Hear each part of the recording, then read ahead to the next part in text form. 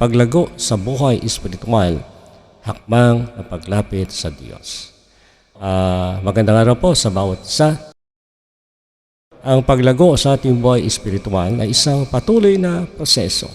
Hindi ito agad-agad, kundi isang paglalakbay na nangangailangan ng taimtim na pagnanais, pananampalataya at pagtalipa sa kalooban ng Diyos.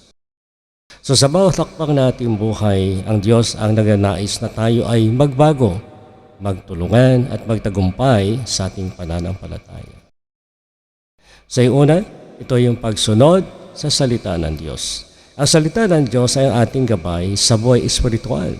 Sa 2 Timoteo 3:16-17 sinabi, ang buong kasulatan ay kinasihan ng Diyos at kapakipakinabang sa pagtuturo, sa pag-aaring matuwid, sa pagsuway at sa pagpapalakas upang maging handa ang tao ng Diyos sa bawat mabuting gawa. Ang pagbabasa at pagninilay sa salita ng Diyos ay isang mahalagang hakbang patungo sa ating espiritual na paglago. Sa pamamagitan nito, mas lalalim ang ating kaalaman at pag-unawa sa kanyang kalooban. Ikalawa, panalangin at pakipag-ugnayan sa Diyos. Ang panalangin ay isang malalim na ugnayan sa Diyos. Sa Filipos 4:6-7 sinasabi, huwag kayong mabalisa tungkol sa anuman, kundi sa lahat ng mga bagay ay pagkatiwala ninyo ang inyong mga kahilingan sa Diyos. Sa pamamagitan ng panalangin at pagsusumamo na may pagpapasalamat. Sa bawat araw, dapat tayo ay maglaan ng oras upang makipag-usap sa Diyos, humingi ng gabay at magpasalamat sa kanyang mga biyaya. Ang panalangin ay nagpapalalim ng ating relasyon sa Kanya at nagpapalakas sa ating pananampalataya. Ikatlo po, pagsisisi at pagbabago ng buhay. Ang paglago sa buhay espiritual ay hindi lamang sa kaalaman, kundi sa aktwal na pagbabago ng buhay.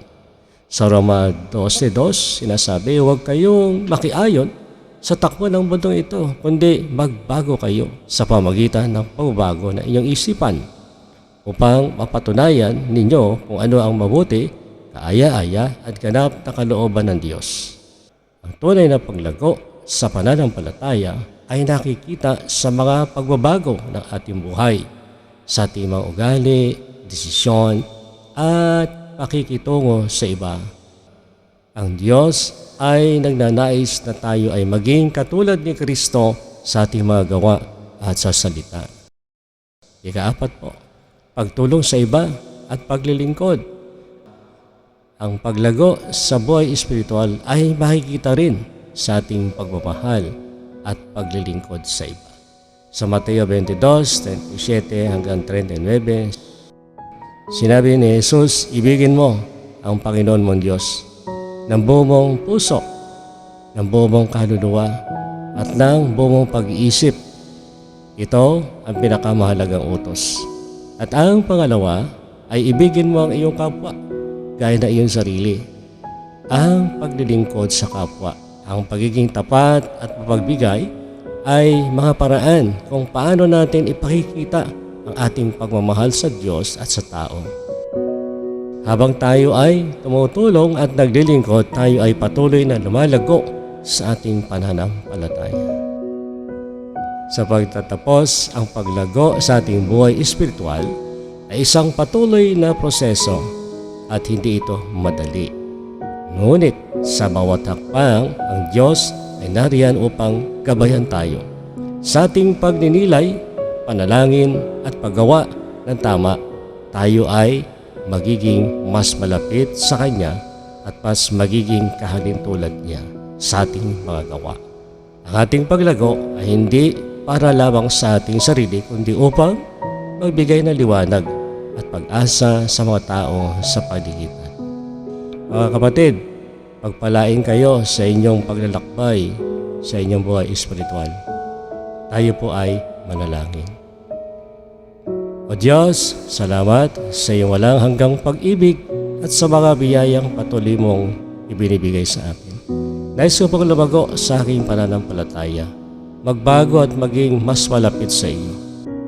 Gabayan mo po ako sa bawat hakbang ng aking buhay at tulungan mo akong maging isang ilaw sa iba upang makilala kanila. Salamat po at patuloy na naway maghari ang iyong kalooban sa aking buhay. Sa pangalan ni Jesus.